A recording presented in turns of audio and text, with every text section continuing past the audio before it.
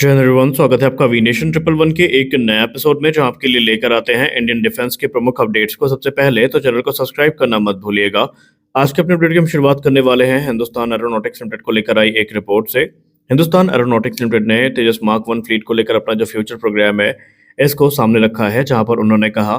कि एक तरफ हम तेजस मार्क वन ए की डिलीवरी भारतीय वायुसेना को करते रहेंगे, तो वहीं भारतीय वायुसेना की जो करंट तेजस फ्लीट है, जिसमें हमें तेजस मार्क वन आईओसी और एफओसी स्टैंडर्ड यानी इनिशियल ऑपरेशन क्लियरेंस और फाइनल ऑपरेशनल क्लियरेंस वाले जो एयरक्राफ्ट हैं वो देखने को मिलते हैं। इनमें हम जो एडवांस सॉफ्टवेयर डिफाइंड रेडियोज हैं, जिसको आप एसडीआर कहते हैं, उनसे इक्विप करने वाले हैं। ये मूव इसलिए भी ज़रूरी है कि बीतते समय के साथ जो पुराने तेजस एयरक्राफ्ट हैं इनको भी मॉडिफाई करके रखा जाए और इनको भी जो करंट टेक्नोलॉजी है इससे इक्विप किया जाए। हालांकि हिंदुस्तान एरोनॉटिक्स लिमिटेड ने ये भी कहा कि इस अपग्रेड के लिए इन एयरक्राफ्ट को स्ट्रक्चरल मॉडिफिकेशन से गुजरना पड़ेगा, जैसे कि जो एंटीना प्लेसमेंट हो गई, वायरिंग कॉन्फ़िगरेशन हो गया, उसे हमें तेजस मार्क वन ए की तरह ही रखना पड़ेगा। और उसके लिए जो ये मॉडिफिकेशंस है वो ज़रूरी है, ताकि एडवांस लाइट कॉम्बैट एयरक्राफ्ट तेजस जो हमारा है ये करंट टेक्नोलॉजी के साथ कोप अप कर सके। गौर करने वाली बात एक ये है कि तेजस मार्क वन की यहाँ पर बात हो रही है, जो कि भारत का स्वदेश निर्मित 4.5 जनरेशन का एयरक्राफ्ट है, और इस समय भारतीय वायुसेना के मॉडर्नाइजेशन एफर्ट में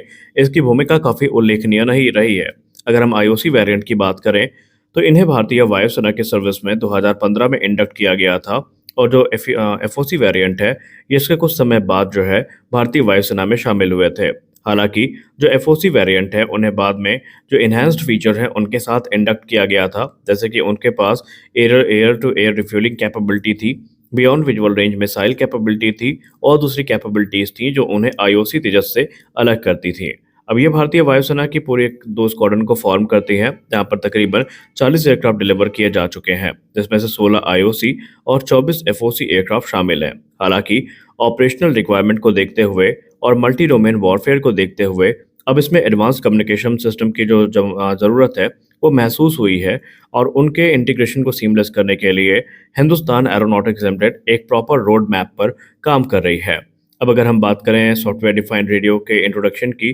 तो ये ऑलरेडी तेजस मार्क वन ए का एक की फीचर है, जहाँ पर ये जो एक गैप क्रिएट हुआ था उसको फिल करने का काम करते हैं। सॉफ्टवेयर डिफाइंड रेडियो एक फ्लेक्सिबल और सॉफ्टवेयर ड्रिवन कम्युनिकेशन आर्किटेक्चर को ऑफर करते हैं, जो कि मल्टीपल वेवफॉर्म को सपोर्ट करता है, सिक्योर डेटा लिंक को सपोर्ट करता है। इसके अलावा जो रियल टाइम अडॉप्टेबिलिटी है डाइवर्स मिशन प्रोफाइल के अंतर्गत, वो भी इनके तरफ से सपोर्ट किए जाते हैं। ये अपग्रेड तेजस मार्क वन ए की जो एबिलिटी है नेटवर्क सेंट्रिक वॉरफेयर एनवायरनमेंट में ऑपरेट करने की, उसको इन्हांस करेगा और मॉडर्न कॉम्बैट स्टैंडर्ड के हिसाब से इनको अलाइन भी करने वाला है। सोर्सेज ने ये भी कहा कि जो सॉफ्टवेयर डिफाइंड रेडियो हैं इन्हें आईओसी और एफओसी वेरिएंट में इंडक्ट करने के लिए या इंटीग्रेट करने के लिए जो स्ट्रक्चरल मॉडिफिकेशन है वो हमें करनी पड़ेंगी, और ये मॉडिफिकेशन ठीक उसी प्रकार से होंगी जैसा कि हमें तेजस मार्क वन ए में होती दिखाई पड़ी है। तेजस मार्क वन ए की बात करें तो इनकी डिलीवरी अगले महीने से शुरू हो जाएगी, और ऐसा माना जाता है कि जब उचित संख्या में भारतीय वायुसेना के पास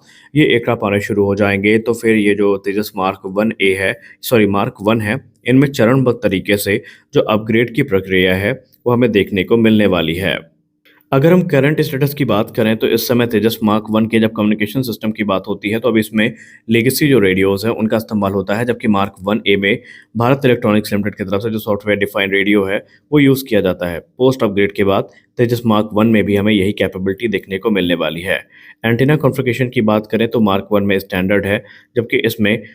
मार्क वन ए में सॉफ्टवेयर डिफाइंड रेडियो के हिसाब से उसको ऑप्टिमाइज़ किया गया है, जो कि पोस्ट अपग्रेड हमें मार्क वन में भी देखने को मिलेगा। नेटवर्क सेंट्रिक कैपेबिलिटी की बात करें तो तेजस मार्क वन आईओसी और एफओसी में वो लिमिटेड है, जबकि तेजस मार्क वन ए में एडवांस लिंक सिस्टम जो कंपैटिबल नेटवर्क सेंट्रिक कैपेबिलिटी है वो देखने को मिलती है। अगर हम इंडक्शन स्टेटस की बात करें तो 32 एयरक्राफ्ट मार्क वन स्टैंडर्ड के डिलीवर हो चुके हैं, बाकी जो ट्रेनर है वो भी सर्विस में है। जबकि अभी तेजस मार्क वन ए की जहाँ तक बात रही तो इनमें 83 तेजस का जो ऑर्डर है 2021 में किया गया था, और एडिशनल 97 की मंजूरी अभी मिली है, और ये अपग्रेडेड वेरिएंट होने वाले हैं। तो कुल मिलाकर आप समझ सकते हैं कि तेजस मार्क वन को मार्क वन ए के समकक्ष लाने का भरसक प्रयास इस समय भारत की तरफ से किया जा रहा है, और ये प्रयास निरर्थक नहीं है, क्योंकि हम ऑलरेडी इनके दो के स्क्वाड्रन को ऑपरेट करते हैं, और ये पहले भी प्लान हुआ था डिलीवरी के समय कि जैसे जैसे अपग्रेड इनके लिए अवेलेबल होंगे, चरणबद्ध तरीके से जो अपग्रेड्स हैं इनको ऑफर किए जाएंगे, और वही समय आ चुका है और आने वाले भविष्य में आप देखेंगे कि दूसरी जो क्रिटिकल टेक्नोलॉजी तेजस मार्क 1 के लिए विकसित करी गई है वो भी हमें मार्क 1 में आती दिखाई पड़ेंगी।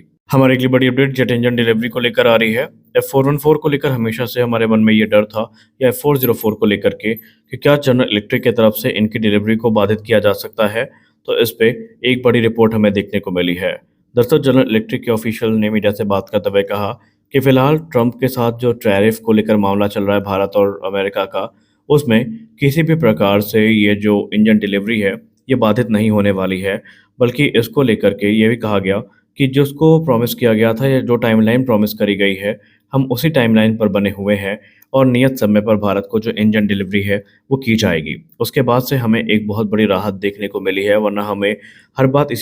क्षण इसी बात का डर सता रहा था कि कहीं अगर F404 की डिलीवरीज रोक दी गई तो फिर तेजस प्रोग्राम बुरी तरीके से प्रभावित हो जाएगा। क्योंकि हाल ही में ट्रंप के एक बहुत ही निकटवर्ती एडवाइज़र है, जिन्होंने ट्रंप को सलाह दिया था कि आप जो क्रिटिकल टेक्नोलॉजी भारत को शेयर कर रहे हैं, ये काफ़ी अमेरिका को खतरे में डाल सकती है। हालाँकि वो बात F414 के परिप्रेक्ष्य में कही गई थी, लेकिन उसके बाद से डिफेंस कम्युनिटी में इस चीज़ को भारत के जो बेसिकली प्रोग्राम है,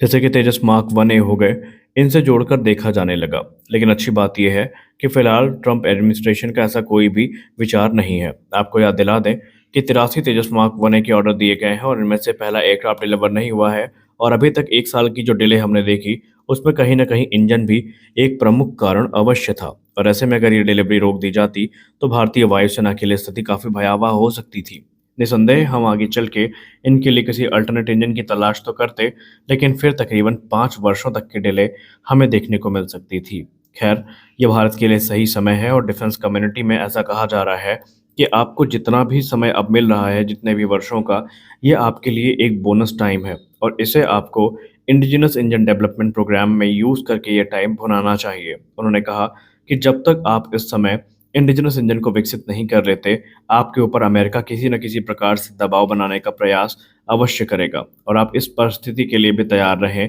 कि जो इंजन डिलीवरी है, ये जैसे ही शुरू होगी, आगे चल के इसको रोका भी जा सकता है। खैर, कुल मिलाकर के जो F404 इंजन की डिलीवरी है, इसको लेकर जनरल इलेक्ट्रिक ने कहा कि हम 12 की संख्या में जो इंजन है, वो डिलीवर करने का प्रयास करेंगे और उसके बाद यहाँ पर आगे अगले वर्ष से प्रत्येक महीने 2 इंजन यानी तकरीबन 24 इंजन प्रति वर्ष की दर तक हमारी तरफ से डिलीवर किए जाएँगे और हम यही आशा करेंगे कि ये जो डिलीवरी है किसी प्रकार से बाधित ना हो, क्योंकि इसके बाधित होने का सीधा मतलब ये है कि हमारा जो पूरा का पूरा तेजस प्रोग्राम है, ये बुरी तरीके से प्रभावित हो जाएगा। तो आपको क्या लगता है, अमेरिका इसको रोकेगा या नहीं रोकेगा? आप अपनी राय कमेंट सेक्शन में ज़रूर दीजिए। तो इस वीडियो में बस इतना ही। आशा करते हैं वीडियो आपको अच्छी लगी होगी। वीडियो अच्छी लगी वीडियो को लाइक करिए, नए हैं चैनल को सब्सक्राइब करिए। मिलते हैं अगले वीडियो में, तब तक के लिए जय हिंद।